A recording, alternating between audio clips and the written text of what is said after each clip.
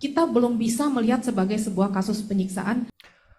Apabila ada Komnas HAM yang secara sengaja membela kasus yang dilakukan oleh Taufik Hidayat, maka Komnas HAM tersebut terjerat pasal 221 KUHP dan pasal 282 Undang-Undang Nomor 1 Tahun 2023 KUHP baru, kawan-kawan.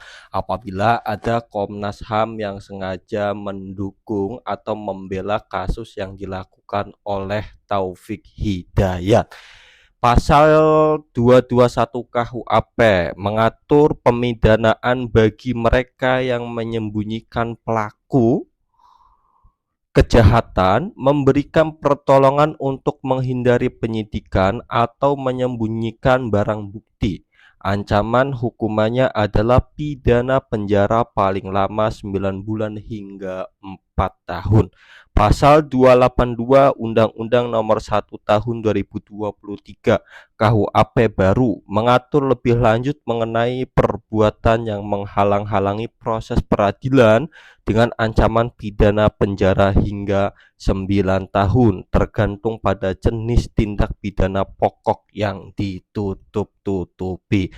Nah, kita kembali ke Komnas HAM yang sedang viral belakangan ini ya, yaitu Komnas HAM yang menyatakan bahwa kasus yang dilakukan oleh Taufik Hidayat itu tidak bisa disebut sebagai kekerasan apabila dilirik dari definisi kekerasan itu sendiri.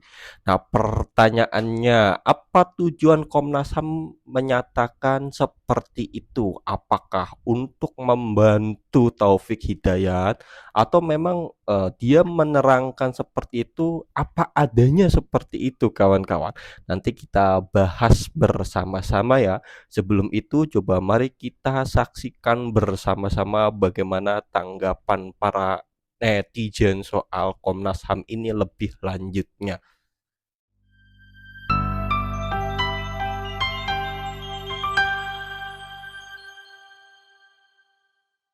Hei, Komnas Perempuan, dengerin nih. Nih, dengerin sampai habis. Kan, lihat tuh. Dari Komnas Perempuan ngomongnya kayak begini nih. Hah?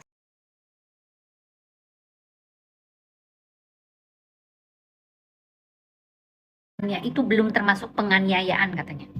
Maunya apa sih ini perempuan? Ya kan? Harusnya Komnas Perempuan itu melindungi perempuan, bukan melindungi laki-laki. Apalagi pelaku ini sudah sadis sesadis-sadisnya. Coba, kalau semuanya para netizen itu mendoakan yang jadi korban itu adalah ibu, keluarga ibu, anak ibu, atau siapapun yang ibu cintai, gimana rasanya? Gimana rasanya? Hah? Aneh ya, sekelas Komnas Perempuan ngomongnya kayak begini. Coba pakai ini dong. Nir empati kalau kayak begini caranya. Apalagi yang sudah berucap dari omongannya dia. Bingung saya. Beneran. Gimana menurut kalian guys? Kok ada ya? Sekarang ini orang-orang ditempatkan di tempat-tempat yang strategis, tapi nir empati gitu. Dia tidak melihat dari sisi kebijakan yang seharusnya menguntungkan para korban gitu. Kok ini malah ngebela gitu. Dia anggap bukan sebuah penganiayaan. Boleh dikatakan memang lukanya cukup banyak dan di daerah kepala, dan boleh dikatakan bahwa ini sangat-sangat infeksi yang hebat. Boleh dikatakan belatung mungkinnya sudah ada. Nah, ini Bapak Ibu sekalian, kami segera melakukan operasi pembersihan luka ini. Dan kami temukan adalah bakteri yang memang cukup berat, ya. Dan ini harus kami sekarang ini, mohon maaf juga, kami saat ini dan mungkin beberapa ke depan akan memperketat, tidak boleh di-tank. Karena yang datang nanti akan membawa kuman, sehingga kami tidak bisa melakukan rekonstruksi nanti oleh teman sejawat kami bedah plastik. Karena kalau ada infeksi, pasti tidak akan bisa sembuh. Guys, ini parah banget. Kata Komnas Perempuan, kasus YTR belum bisa dikategorikan Hah?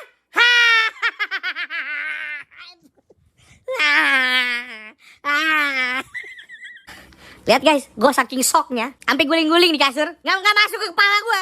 Mungkin masuknya ke buat siapapun di Komnas Perempuan yang ngomong kayak gitu, atau yang setuju sama omongan itu. Oke. Tolong yang ngomong dan yang setuju sama omongan itu, suruh nginep sama si Taufik Hidayat selama 3 tahun. Dan suruh si Taufik Hidayat itu untuk melakukan hal yang sama, percis. Abis itu kita tanya, suruh ngomong, Gimana rasanya? Masih bisa ngomong sama kayak kemarin enggak? Boro-boro bisa ngomong kayak kemarin. Kalau digunting juga ya hampir udah gak bisa ngomong. SETAN IBLIS.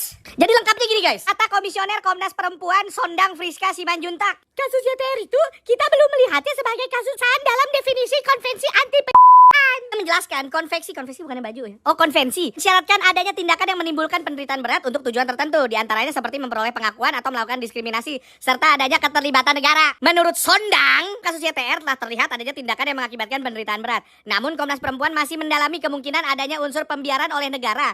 Misalnya apabila korban pernah berupaya melaporkan peristiwa yang dialami. Sorry masuk angin guys. Kebanyakan berenang di villa gue di Bali. Aku sekarang di Ubud loh. Kalian di mana? Masih di Jakarta ya? Cie, masih di Jakarta. Misalnya apabila korban pernah berupaya melaporkan peristiwa yang dialaminya tetapi tidak memperoleh tindak lanjut yang semestinya. Nah, disitulah kita bisa melihat bahwa sudah ada keterlibatan negara memberikan pengabdian sehingga masuk dalam kategori yang ada di konvensi anti ujar Sondang. Nggak penting untuk lu sebutin di sini. Udah lu 100% aja berpihak pada korban. Gak usah lihat unsur ini udah terpenuhi belum. Itu juga menurut PBB. Lu tahu gak PBB apaan? Persatuan Baris Berbaris. Lu ngapain mau upacara? Nggak salah, Persatuan Bangsa-Bangsa. Masa udah babak belur kayak gitu? Kehilangan penglihatan. Dan lain-lainnya yang terlalu miris buat gue sebutin. Terus habis itu lu kotak-kotakin. Oh, kalau untuk dikategorikan seperti ini harus 10 yang sudah tercapai. Tapi ini karena baru 9, gak bisa dikategorikan kayak gitu. Ih, gak penting. Lu sebagai Komnas Perempuan, hati lu di mana sih? Kita bilang aja seperti apa adanya. Kalau ini belum termasuk ke dalam kategori yang dikategorikan oleh PBB, gak usah lu omongin. Lu pakai kasih tahu bahwa kayak menjadi cincin PBB. Ih, belum mau apa? Mau kelihatan pinter? Enggak, lu malah kelihatan jahat. Komnas Perempuan katakan bahwa penganiayaan yang dilakukan oleh Taufik kepada pacarnya ini belum bisa dikategorikan penyiksaan dan dia itu merujuk pada hukum internasional. Ini membuat banyak netizen yang mengkritik tajam di media sosial dan pernyataan ini disampaikan oleh Komisioner Komnas Perempuan Sondang Friska Simanjuntak pada peringatan Hari Anti Penyiksaan Internasional Jumat 26 Juni. Komnas Perempuan pada saat itu menjelaskan bahwa di dalam instrumen hukum internasional, sebuah tindakan baru bisa diklasifikasikan secara formal sebagai penyiksaan kalau memenuhi syarat sebagai berikut. Yang pertama, penderitaan hebat fisik atau mental. Yang kedua, ada tujuan tertentu yang dilakukan dengan memaksa pengakuan, menghukum atau mengintimidasi. Dan yang ketiga, ada pembiaran oleh negara. Menanggapi kasus dari Taufik di sisi lain, DPR justru mendesak dengan hukuman maksimal. Hingga usulan kebiri, termasuk Ahmad Sahroni, yang mengatakan harus diberikan pasal berlapis agar ada efek jera maksimal. Dan DPR mengatakan bahwa ini merupakan alarm perlindungan untuk perempuan dan menunjukkan bahwa lemahnya deteksi dini terhadap kekerasan berbasis gender di lingkungan sekitar kita. Gimana menurut kamu, teman-teman? Apa yang dinyatakan oleh Komnas HAM ketika konferensi pers soal kasus Taufik Hidayat bersama Kang Deddy Mulyadi, Polda Jabar dan lain sebagainya, itu pernyataan bahwa apa yang dilakukan oleh Taufik Hidayat itu tidak bisa dikatakan sebagai kekerasan. Itu kita tidak bisa secara gamblang menyatakan bahwa Komnas HAM itu mendukung kasus yang dilakukan oleh Taufik Hidayat, kawan-kawan ya. Karena Komnas HAM di situ menyatakan berdasarkan sumber yang ada.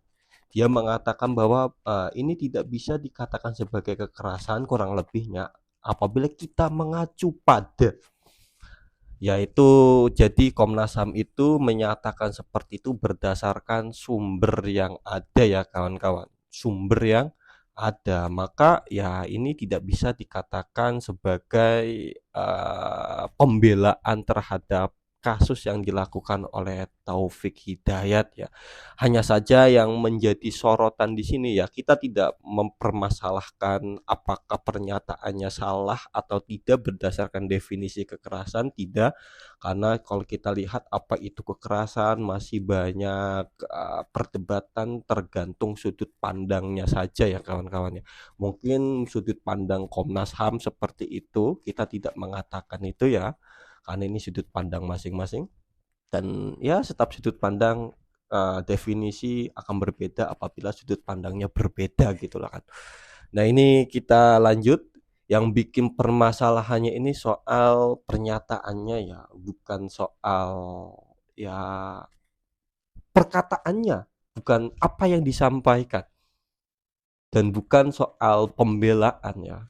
Saya amati karena pernyataan Komnas HAM ini seolah-olah tidak memiliki rem gitu kan, tidak memiliki etika apabila kita lihat dengan sudut pandang para netizen yang geram. Makanya oke, boleh, tidak boleh dikatakan kekerasan berdasarkan definisi yang Anda sebutkan, tetapi tolong dong, cara penyampaiannya itu harus lebih baik agar para warga yang mendengar penjelasan Komnas HAM ini tidak merasa geram. Ada yang menyarankan seperti itu ya kawan-kawan. Ya, ini penuh lika-liku dan saya telah membuat videonya pernyataan Komnas HAM secara lengkap ya. Di situ yang berjudul inklusif. Oh, momen Kang Deddy Mulyadi digandeng para menteri, di situ judulnya. Silahkan aja tuh cari di situ. Bagaimana tanggapan kawan-kawan? Jangan lupa tulis ke kolom komentar.